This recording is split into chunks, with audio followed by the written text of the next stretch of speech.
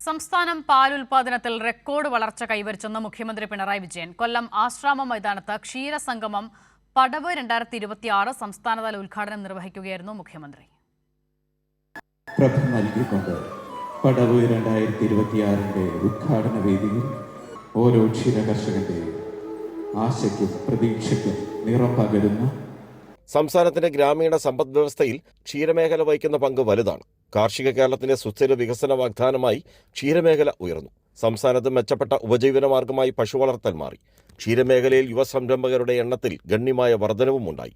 പാലിൽ സ്വയം പര്യാപ്തത എന്ന ലക്ഷ്യത്തിലേക്ക് സംസ്ഥാനം അതിവേഗം അടുക്കുന്നു. ഈ പശ്ചാത്തലത്തിലാണ് ക്ഷീരമേഖലയ്ക്ക് ബജറ്റിൽ റെക്കോർഡ് തുക വകയിരുത്തിയത്. അനുവദിച്ച തുകയിൽ 95% ചെലവഴിച്ചതും ശ്രദ്ധേയമാണെന്നും കാലിത്തീറ്റ സബ്സിഡി ഉൾപ്പെടെയുള്ള സഹായങ്ങൾ ക്ഷീരകർഷകർക്കായി നൽകി. വേനൽക്കാലത്ത് പച്ചപ്പുല്ലിന്റെ ലഭ്യത കുറവ് പരിഹരിക്കാൻ തൊഴിലുറപ്പ് പദ്ധതിയുമായി ബന്ധിപ്പിച്ച് തരിശുഭൂമിയിൽ തീറ്റപ്പുല്ല് കൃഷി വ്യാപകമാക്കിയെന്നും മുഖ്യമന്ത്രി ചൂണ്ടിക്കാട്ടി.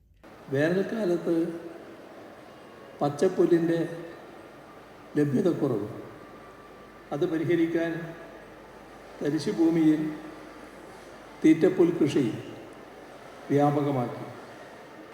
തൊഴിലുറപ്പ് പദ്ധതിയുമായി ഇതിനെ ബന്ധിപ്പിച്ചുകൊണ്ട് ക്ഷീരകർഷകർക്ക് ഇരട്ട നേട്ടം ഉറപ്പാക്കാൻ കഴിഞ്ഞു.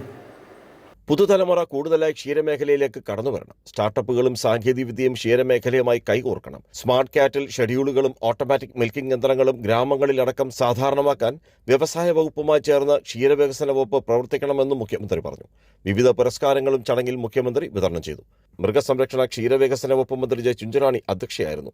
MLA-മാരായ M. Mukesh, GS Jayalal, PS Subal, NK Premachandran MP, Kollam ജില്ലാ പഞ്ചായത്ത് പ്രസിഡന്റ് R. ലതാദേവി, ജില്ലാ collector N. Devidas, Milma chairman KS Mani തുടങ്ങിയവരും ചടങ്ങിൽ പങ്കെടുത്തു.